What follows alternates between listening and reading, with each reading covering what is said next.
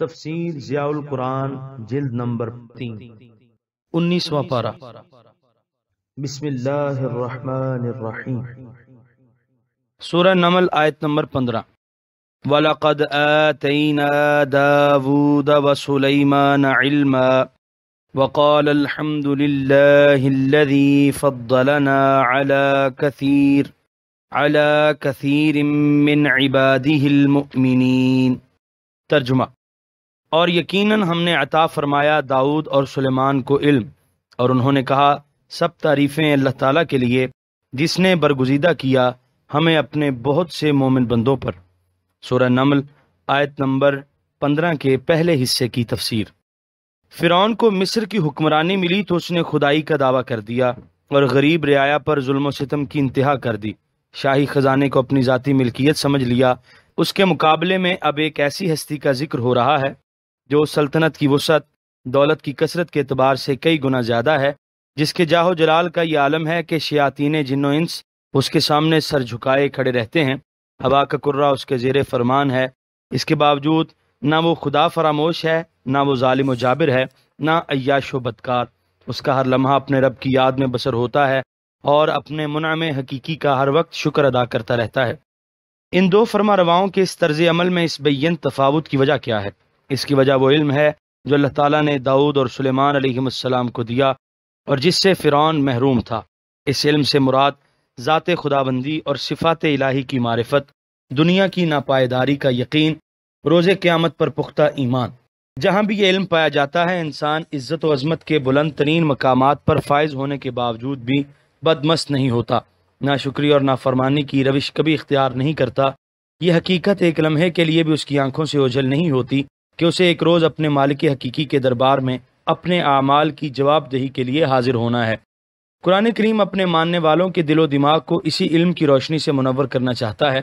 جسے یہ علم حاصل ہو گیا وہ 18 لاکھ مربع میل کا فاتح ہونے کے باوجود پیوند لگا ہوا کرتا پہنتا ہے، سوکھی روٹی کھاتا ہے اور اپنے درے کا تکیہ بنا کر فرش زمین پر سو جاتا ہے۔ اس کی عدل و انصاف سے گلشن ہستی میں پھر بہار آ جاتی ہے۔ سورہ نمل آیت نمبر 15 کے بقیہ حصے کی تفسیر۔ جس نے برگزیدہ کیا ہمیں اپنے بہت سے مومن بندوں پر۔ اس نعمت عظمیٰ پر جس انداز میں وہ اپنے منعم حقیقی کی حمد و ثنا کر رہے ہیں، وہ بتا رہا ہے کہ انہیں اس نعمت کی قدر و قیمت کا پورا احساس ہے۔ سورہ نمل آیت نمبر 16۔ وَوَرِثَ سُلَيْمَانُ دَاوُودَ وَقَالَ يَا أَيُّهَا النَّاسُ عُلِّمْنَا مَنطِقَ الطَّيْرِ وَأُوتِينَا مِن كُلِّ شَيْءٍ إِنَّ هَذَا لَهُوَ الْفَضْلُ الْمُبِينُ۔ ترجمہ: اور جانشین بنے سلیمان داؤد کے، اور فرمایا اے لوگو، ہمیں سکھائی گئی ہے پرندوں کی بولی اور ہمیں عطا کی گئی ہیں ہر قسم کی چیزیں، بے شک یہی وہ نمایاں بزرگی ہے جو ہمیں مرحمت ہوئی۔ سورہ نمل آیت نمبر 16 کے پہلے حصے کی تفسیر۔ حضرت داؤد علیہ السلام کے متعدد حرم تھے اور ہر ایک میں سے ان کی کثیر اولاد تھی۔ حضرت سلیمان علیہ السلام آپ کے سب سے چھوٹے فرزند تھے۔ جس میراث کا یہاں ذکر ہو رہا ہے، اگر اسے مال و جائیداد کی میراث سمجھا جائے اور کہا جائے کہ آپ کے سارے مال اور جائیداد کے وارث صرف حضرت سلیمان علیہ السلام بنے اور باقی تمام بیٹے اور بیٹیاں محروم کر دی جائیں تو اس سے بڑا ظلم اور کیا ہو سکتا ہے۔ اس لیے یہ ماننا پڑے گا کہ حضرت سلیمان کو جو وراثت ملی وہ ملک اور نبوت کی وراثت تھی، اور احادیث صحیحہ بھی اسی کی تائید کرتی ہیں کہ نبی مال اور جائیداد کی میراث نہیں چھوڑتا بلکہ علم و حکمت کی دولت چھوڑتا ہے۔ اس کی مزید وضاحت سورہ مریم کی آیت نمبر 6 کے ضمن میں ملاحظہ فرمائیں۔ دوسرے تاریخی حوالوں کے علاوہ بائبل کی تصریحات سے بھی پتہ چلتا ہے کہ آپ کے کثیر التعداد فرزند تھے۔ چنانچہ سلاطین باب اول میں ہے، جب حضرت داؤد بیمار ہوئے تو ان کے ایک بیٹے ارونیہ نے سر اٹھایا اور کہنے لگا میں بادشاہ ہوں گا۔ اس نے ایک بڑی دعوت کا اہتمام کیا اور اپنے سب بھائیوں یعنی بادشاہ کے بیٹوں اور سب یہودا کے لوگوں کی جو بادشاہ کے ملازم تھے پر اپنے بھائی سلیمان کو نہ بلایا۔ آیت نمبر 5، 9 اور 10۔ سورہ نمل آیت نمبر 16 کے دوسرے حصے کی تفسیر۔ اے لوگو، ہمیں سکھائی گئی ہے پرندوں کی بولی۔ اللہ تعالیٰ نے جن خصوصی انعامات سے آپ کو سرفراز فرمایا تھا ان میں سے ایک یہ انعام بھی تھا کہ آپ پرندوں کی بولیاں سمجھ لیتے تھے۔ ہمارا یہ روز مرہ کا مشاہدہ ہے کہ مختلف پرندے مختلف اوقات اور حالات میں مختلف قسم کی آوازیں نکالتے ہیں۔ آپس میں جب محبت کر رہے ہوتے ہیں تو ان کی آواز اور ہوتی ہے، جب ایک دوسرے سے لڑتے ہیں تو اور، جب کوئی شکاری پرندہ ان پر جھپٹتا ہے تو اور۔ غرض یہ کہ مختلف حالات میں ان کی صوتی کیفیتیں بدلتی رہتی ہیں، جنہیں دوسرے پرندے اچھی طرح سمجھتے ہیں۔ اس سے پتہ چلتا ہے کہ انہیں اظہار خیال کے لیے بھی اللہ تعالیٰ نے قوت نطق ارزانی فرمائی ہے۔ اللہ تعالیٰ اگر اپنے ایک پیغمبر کو ان کے کلام کے مفہوم پر مطلع کر دے تو کیا بعید ہے۔ سورہ نمل آیت نمبر 16 کے تیسرے حصے کی تفسیر۔ اور ہمیں عطا کی گئی ہیں ہر قسم کی چیزیں، اس کا مفہوم حضرت ابن عباس رضی اللہ عنہما سے یوں منقول ہے، یعنی جن چیزوں کی انہیں دنیا و آخرت میں ضرورت تھی وہ بکثرت آپ کو عطا کی گئیں۔ سورہ نمل آیت نمبر 16 کے بقیہ حصے کی تفسیر۔ بے شک یہی وہ نمایاں بزرگی ہے جو ہمیں مرحمت ہوئی۔ ان سب نعمتوں کے ذکر کے بعد یہ تصریح کر دی کہ ان میں سے کوئی چیز میری ذاتی نہیں ہے، بلکہ میرے رب نے مجھے یہ بخشی ہیں، اور یہ بخشش اور عطا محض اس کا فضل و کرم ہے۔ سورہ نمل آیت نمبر 17۔ وَحُشِرَ لِسُلَيْمَانَ جُنُودُهُ مِنَ الْجِنِّ وَالْإِنسِ وَالطَّيْرِ فَهُمْ يُوزَعُونَ۔ ترجمہ۔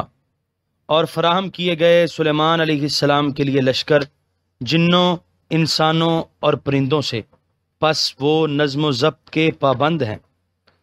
سورہ نمل آیت نمبر 17 کے پہلے حصے کی تفسیر۔ حضرت سلیمان علیہ السلام کے لشکر کا ذکر ہو رہا ہے کہ وہ 3 حصوں پر مشتمل تھا، جن، انسان اور پرندے۔ بعض لوگ جو قرآن کریم کو اپنے خیالات اور مزعومات کا لباس پہنانا ہی قرآن دانی کا کمال سمجھتے ہیں، انہوں نے اس آیت کی تشریح اس طرح کی ہے کہ جن سے مراد جنات نہیں، بلکہ وہ پہاڑی قبائل ہیں جو بدنی لحاظ سے بڑے طاقتور تھے، اور جن کو حضرت سلیمان نے اپنا باج گزار بنا لیا تھا۔ اور طیور سے مراد پرندے نہیں، بلکہ تیز رفتار گھوڑوں پر سوار فوجی دستے مراد ہیں۔ کاش وہ انس کا بھی کوئی ایسا معنی گھڑ لیتے جس سے یہاں اس کا استعمال درست ہو جاتا۔ جب جن سے مراد جنگلی قبائل ہیں جو انسان ہیں، اور طیور سے مراد گھڑ سوار ہیں اور وہ بھی انسان ہیں، تو ان دونوں لفظوں کے درمیان الانس یعنی انسان بیان کرنے کا کیا مقصد ہو سکتا ہے؟ عطف تغیر پر دلالت کرتا ہے، اور آیت سے صاف معلوم ہوتا ہے کہ جن اور طیور انس کی طرح 2 الگ الگ نوع ہیں۔ کوئی لفظ اگر بطور مجاز کسی دوسرے معنی میں مستعمل ہو تو اس کا یہ مطلب ہرگز نہیں ہوتا کہ اب جہاں یہ لفظ مستعمل ہوگا وہاں اس کا مجازی معنی ہی مراد ہوگا، بلکہ مجازی معنی لینے کے لیے شرط اول یہ ہے کہ وہاں اس کا حقیقی معنی نہ لیا جا سکتا ہو، نیز کوئی ایسا قرینہ بھی موجود ہو جو اس مجازی معنی کا تعین کرے۔ جب یہاں یہ دونوں شرطیں مفقود ہیں تو ان الفاظ کے حقیقی معنوں کو نظر انداز کر کے دور ازکار تعویلات کرنا یقیناً جاہلانہ جسارت ہے۔ سورہ نمل آیت نمبر 17 کے بقیہ حصے کی تفسیر۔ وہ نظم و ضبط کے پابند ہیں۔ واضح کہتے ہیں روکنے اور منع کرنے کو۔ اس سے مدعا یہ ہے کہ افواج کی کثرت کے باوجود وہاں بد نظمی اور انتشار کا نام و نشان تک نہ تھا۔ فوج کا ہر حصہ، لشکر کا ہر دستہ سفر و حضر میں فوجی نظم و ضبط کی سختی سے پابندی کیا کرتا تھا۔ یہاں ایک امر کی طرف قارئین کی توجہ مبذول کرانا ضروری سمجھتا ہوں کہ اس موقع پر بعض مفسرین نے حضرت سلیمان کے لشکر، آپ کے تخت اور مملکت کے متعلق بڑی مبالغہ آمیز اور عجیب و غریب باتیں لکھی ہیں۔ ان کو نقل کرنے کے بعد علامہ آلوسی لکھتے ہیں کہ ان میں اکثر روایات پایا اعتبار سے ساقط ہیں۔ ہمیں صرف انہی باتوں پر یقین کرنا چاہیے جو قرآن کریم اور احادیث صحیحہ سے ثابت ہیں۔ اگر آپ ان مبالغہ آمیز باتوں کو صحیح ثابت کرنے کے لیے کوشش کرتے ہیں تو آپ گویا بے دین لوگوں کے لیے دین کا مذاق اڑانے کا دروازہ اپنے ہاتھوں سے کھول رہے ہیں۔ ہو سکتا ہے کہ یہ مبالغہ آمیز قصے لوگوں کو اسلام سے متنفر کرنے کے لیے زندیقوں نے وضع کیے ہوں۔ سورہ نمل آیت نمبر 18۔ حَتَّى إِذَا أَتَوْا عَلَى وَادِ النَّمْلِ قَالَتْ نَمْلَةٌ يَا أَيُّهَا النَّمْلُ ادْخُلُوا مَسَاكِنَكُمْ لَا يَحْطِمَنَّكُمْ سُلَيْمَانُ وَجُنُودُهُ وَهُمْ لَا يَشْعُرُونَ۔ ترجمہ۔ یہاں تک کہ جب وہ گزرے چیونٹیوں کی وادی سے تو ایک چیونٹی کہنے لگی، اے چیونٹیوں، گھس جاؤ اپنی بلوں میں، کہیں کچل کر نہ رکھ دیں تمہیں سلیمان اور ان کے لشکر، اور انہیں معلوم ہی نہ ہو کہ تم پر کیا گزر گئی۔ سورہ نمل آیت نمبر 18 کی تفسیر۔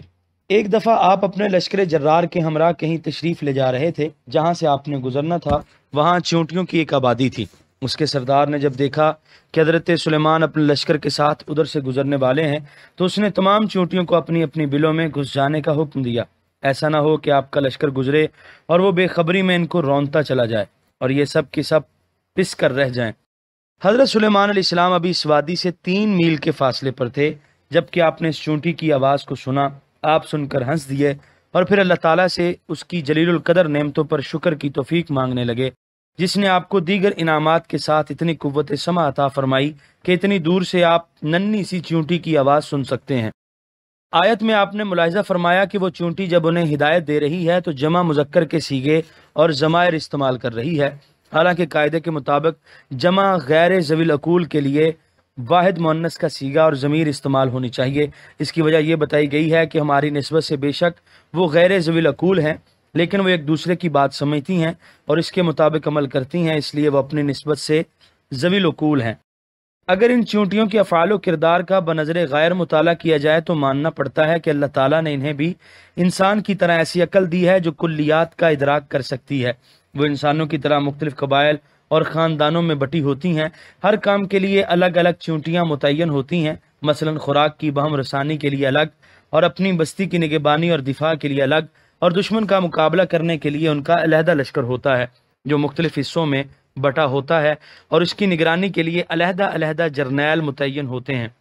نیز جب وہ گندم وغیرہ کے دانے اپنے گوداموں میں ذخیرہ کرتی ہیں تو ان کو کاٹ کر 2 ٹکڑے کر دیتی ہیں تاکہ اگر انہیں نمی پہنچے تو وہ اگ نہ پڑیں، لیکن جب وہ مسور اور دھنیا کا ذخیرہ کرتی ہیں تو ان کے 4 ٹکڑے کرتی ہیں کیونکہ ان کا نصف حصہ بھی اگ جاتا ہے۔ ان حالات کے پیش نظر علامہ آلوسی لکھتے ہیں، یہاں بھی اسلام کے نئے کرم فرما تعویل کرنے پر مجبور ہو گئے اور کہہ دیا کہ وادی نمل اس وادی کا نام ہے جہاں ایک بنی نمل نامی قبیلہ آباد تھا، اور نملہ سے مراد ان کا ایک فرد ہے جس نے حضرت سلیمان علیہ السلام کے لشکر کو دیکھ کر اپنی قوم کو بروقت متنبع کیا۔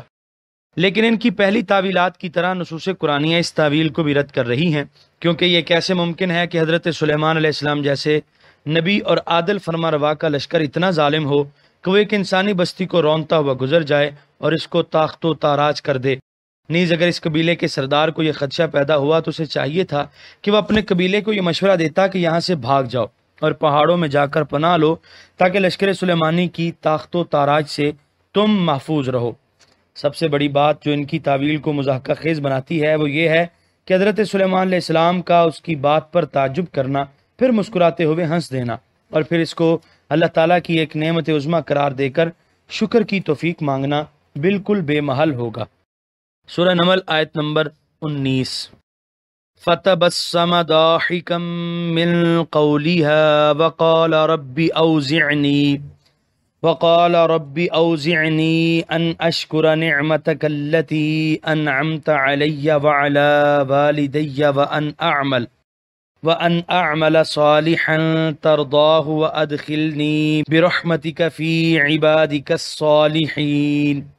ترجمہ: تو سلیمان ہنستے ہوئے مسکرا دیے اس کی اس بات سے اور عرض کرنے لگے، میرے مالک مجھے توفیق دے تاکہ میں شکر ادا کروں تیری نعمت عظمیٰ کا جو تو نے مجھ پر فرمائی، اور میرے والدین پر، نیز مجھے توفیق دے کہ میں وہ نیک کام کروں جسے تو پسند فرمائے، اور شامل کر لے مجھے اپنی رحمت کے باعث اپنے نیک بندوں میں۔ سورہ نمل آیت نمبر 20۔ وَتَفَقَّدَ الطَّيْرَ فَقَالَ مَا لِيَ لَا أَرَى الْهُدْهُدَ أَمْ كَانَ مِنَ الْغَائِبِينَ۔ ترجمہ: اور آپ نے ایک روز پرندوں کا جائزہ لیا تو فرمانے لگے، کیا وجہ ہے کہ مجھے آج ہدہد نظر نہیں آ رہا، یا وہ ہے ہی غیر حاضر۔ سورہ نمل آیت نمبر 20 کی تفسیر۔ حضرت سلیمان کے لشکر میں پرندوں کا بھی ایک دستہ ہوا کرتا تھا۔ ایک بیدار مغز اور مدبر فرما روا ہونے کی وجہ سے آپ اپنے لشکر کی کڑی نگرانی کیا کرتے تھے تاکہ کوئی اپنی ڈیوٹی سے غیر حاضر نہ ہو اور فوجی نظم و ضبط میں کسی طرح کی گڑبڑ پیدا نہ ہو۔ چنانچہ آپ نے جب پرندوں کے دستے کا جائزہ لیا تو ہدہد کو غیر حاضر پایا۔ آپ جیسا منتظم اور مدبر بادشاہ یہ کب گوارا کر سکتا تھا کہ آپ کی اجازت کے بغیر آپ کا کوئی لشکری جدھر چاہے چلا جائے؟ آپ نے ازراہ حیرت فرمایا کہ آج ہدہد دکھائی نہیں دے رہا، وہ کہاں لاپتہ ہو گیا؟ اگر اس نے اپنی غیر حاضری کی کوئی معقول وجہ بیان نہ کی تو اسے فوجی ڈسپلن کی خلاف ورزی کرنے کے سنگین جرم کے باعث عبرتناک سزا دی جائے گی۔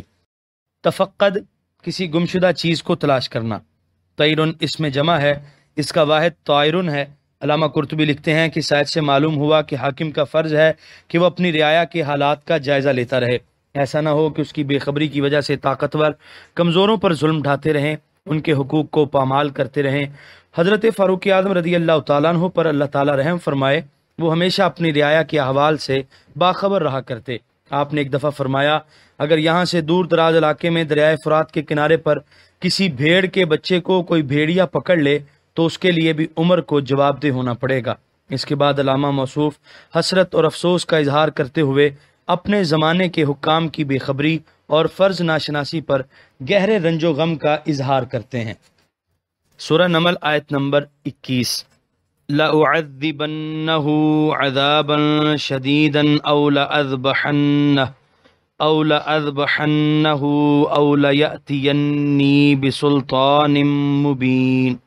ترجمہ، اگر وہ غیر حاضر ہے تو میں ضرور اسے سخت سزا دوں گا، یا اسے ذبح کر ڈالوں گا، یا اسے لانا پڑے گی میرے پاس کوئی روشن سند۔ سورہ نمل آیت نمبر 22۔ فَمَكَثَ غَيْرَ بَعِيدٍ فَقَالَ أَحَطتُ بِمَا لَمْ تُحِطْ بِهِ وَجِئْتُكَ مِنْ سَبَإٍ بِنَبَإٍ يَقِينٍ۔ ترجمہ، پس کچھ زیادہ دیر نہ گزری کہ وہ آ گیا اور کہنے لگا، میں ایک ایسی اطلاع لے کر آیا ہوں جس کی آپ کو خبر نہ تھی، اور وہ یہ کہ میں لے آیا ہوں آپ کے پاس ملک سبا سے ایک یقینی خبر۔ سورہ نمل آیت نمبر 22 کی تفسیر۔ تھوڑی دیر ہی گزری تھی کہ ہدہد حاضر ہو گیا اور اپنی غیر حاضری کی وجہ بیان کرتے ہوئے عرض کی کہ میں ایک ایسی خبر لایا ہوں جس کا پہلے آپ کو علم نہیں۔ میں سبا کے ملک میں گیا تھا، وہاں کے حالات کا اپنی آنکھوں سے مشاہدہ کیا ہے، اور وہی چشم دید یقینی حالات عرض خدمت کرتا ہوں۔ یاقوت حموی علیہ رحمہ موجم البلدان میں سبا کے متعلق لکھتے ہیں کہ سبا یمن کے ایک علاقے کا نام ہے جس کا مرکزی شہر معارب ہے، جو صنعاء یمن کا موجودہ دارالحکومت سے 3 دن کی مسافت پر ہے۔ یشحب بن یارب بن قحطان کے بیٹے سبا نامی کی اولاد وہاں آباد ہوئی، اس لیے یہ علاقہ سبا کہلایا۔ موجم البلدان جلد 3 صفحہ 181 طبع بیروت۔ علامہ قزوینی علیہ رحمہ نے آثار البلاد میں اس کے متعلق تفصیلاً لکھا ہے، جس کا خلاصہ پیش خدمت ہے۔ سبا ایک شہر کا نام ہے جسے سبا بن یشحب بن یارب بن قحطان نے آباد کیا تھا۔ یہ شہر دفاعی لحاظ سے بہت مستحکم اور گنجان آباد تھا۔ اس کی ہوا بڑی پاکیزہ اور پانی بہت میٹھا تھا۔ باغات کی کثرت تھی جن کے پھل بڑے لذیذ تھے۔ طرح طرح کے حیوانات بکثرت پائے جاتے تھے۔ صفائی کا یہ حال تھا کہ مکھی مچھر کا نام و نشان تک نہ تھا۔ ارد گرد پہاڑوں کا سلسلہ تھا، بارش ہوتی پانی بہہ کر ریگستانوں میں ضائع ہو جاتا۔ ملکہ بلقیس کے عہد حکومت میں 2 پہاڑوں کے درمیان ایک زبردست بند یعنی ڈیم تعمیر کیا گیا جس سے بارش کا پانی جمع ہو جاتا۔ اس بند میں پانی کے اخراج کے لیے اوپر نیچے کئی سوراخ تھے، حسب ضرورت انہیں کھول کر پانی لے لیا جاتا جو مختلف نہروں کے ذریعے تمام علاقے کو سیراب کرتا۔ لوگ بہت خوشحال ہو گئے۔ خوشحالی اپنے ہمراہ عیش و عشرت اور فسق و فجور لے آئی۔ جب ان کی نافرمانیاں حد سے تجاوز کر گئیں تو قہر الہی سیلاب کی صورت میں ظاہر ہوا، بند ٹوٹ گیا، سارا علاقہ برباد ہو گیا۔ اس کا ذکر قرآن میں کئی مواقع پر آیا ہے، وہاں مزید وضاحت کی جائے گی۔ سورہ نمل آیت نمبر 23۔ انی وجدت امرأۃ تملکہم وأوتیت من کل شیء ولها عرش عظیم۔ ترجمہ، میں نے پایا ایک عورت کو جو ان کی حکمران ہے، اور اسے دی گئی ہے ہر قسم کی چیز سے، اور اس کا ایک عظیم الشان تخت ہے۔ سورہ نمل آیت نمبر 23 کی تفسیر۔ ہدہد وہاں کے حالات بتا رہا ہے۔ ملکہ سبا کے تخت کے متعلق علامہ قرطبی علیہ رحمہ نے حضرت ابن عباس کا یہ قول نقل کیا ہے کہ اس کا طول 80 ہاتھ، عرض 40 ہاتھ اور اونچائی 30 ہاتھ تھی۔ سورہ نمل آیت نمبر 24۔ وجدتها وقومها يسجدون للشمس من دون الله وزين لهم الشيطان أعمالهم فصدهم عن السبيل فهم لا يهتدون۔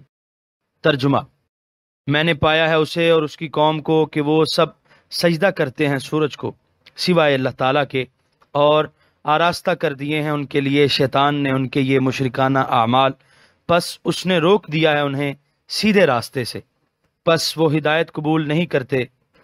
سورہ نمل آیت نمبر 24 کی تفسیر۔ اس کے مذہب کے متعلق بتایا کہ وہ اور اس کی قوم سورج کی پوجا کیا کرتی ہے، یعنی کہ شیطان نے اس کھلی گمراہی کو ان کے سامنے مزین کر کے پیش کیا ہے، اور وہ اس پر اس طرح فریفتہ ہو گئے ہیں کہ عقل کے سارے تقاضوں کو پس پشت ڈال دیا ہے۔ سورہ نمل آیت نمبر 25۔ اللہ یسجدوا للہ الذی یخرج الخبأ فی السماوات والارض ویعلم ما تخفون وما تعلنون۔ ترجمہ، وہ کیوں نہ سجدہ کریں اللہ تعالیٰ کو جو نکالتا ہے پوشیدہ چیزوں کو آسمانوں اور زمین سے، اور وہ جانتا ہے جو تم چھپاتے ہو اور جو تم ظاہر کرتے ہو۔ سورہ نمل آیت نمبر 25 کی تفسیر۔ علامہ قرطبی علیہ رحمہ لکھتے ہیں کہ معلوم ہوتا ہے کہ یہ آیت اللہ یسجدوا للہ ہدہد کا کلام نہیں ہے، بلکہ اللہ تعالیٰ کا ارشاد ہے، اور اس میں امت محمدیہ علی صاحب الصلاۃ والتسلیمات کو خطاب کیا جا رہا ہے۔ سورہ نمل آیت نمبر 26۔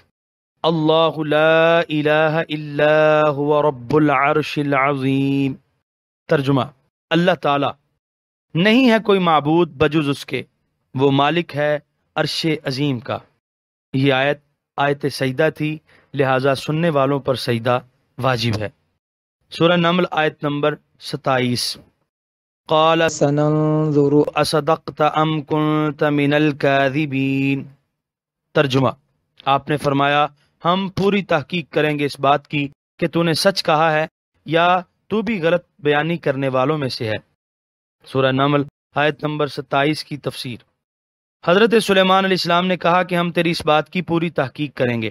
اس سے معلوم ہوا کہ حاکم کے سامنے اگر کوئی ملزم عذر پیش کرے تو وہ اس کو ٹھکرا نہ دے، بلکہ اسے قبول کرے اور اس کی چھان بین کرے، اور تحقیق کرنے کے بعد اس کے متعلق فیصلہ کرے۔ حضور علیہ الصلوۃ والسلام کا ارشاد گرامی ہے کہ اللہ تعالیٰ سے زیادہ عذر کو پسند کرنے والا کوئی نہیں، اسی لیے اس نے قرآن نازل کیا اور رسول مبعوث فرمائے۔ سورہ نمل آیت نمبر 28۔ اذهب بکتابی ھذا فألقہ الیہم ثم تول عنہم فانظر ماذا یرجعون۔ ترجمہ، لے جا میرا یہ مکتوب اور پہنچا دے ان کی طرف، پھر ہٹ کر کھڑا ہو جا ان سے اور دیکھ وہ ایک دوسرے سے کیا گفتگو کرتے ہیں۔ سورہ نمل آیت نمبر 28 کی تفسیر۔ چنانچہ آپ نے بلقیس کی طرف ایک خط لکھا جس کا مضمون اگلی آیت میں مذکور ہے، اور ہدہد کو حکم دیا کہ اسے لے جا کر بلقیس کو پہنچا دے اور پھر اس کے رد عمل سے مطلع کرے۔ القا کا معنی کسی چیز کو اس طرح پھینکنا کہ وہ تجھے دکھائی دیتی رہے، لیکن جب ترکیب کلام یوں ہو جیسے اس آیت میں ہے تو پھر اس کا معنی پہنچا دینا ہے۔ صاحب منجد اس کی تحقیق کرتے ہوئے کہتے ہیں کہ القى الشیء الی الارض طرحہ، خط پہنچا کر بھاگ نہ آنا، الگ کھڑے ہو کر دیکھنا کہ اس کے بارے میں باہم کیا بات چیت کرتے ہیں۔ سورہ نمل آیت نمبر 29۔ قالت یا ایہا الملأ انی القی الی کتاب کریم۔ ترجمہ، خط پڑھ کر ملکہ نے کہا، اے سرداران قوم، پہنچایا گیا ہے میری طرف ایک عزت والا خط۔ سورہ نمل آیت نمبر 30۔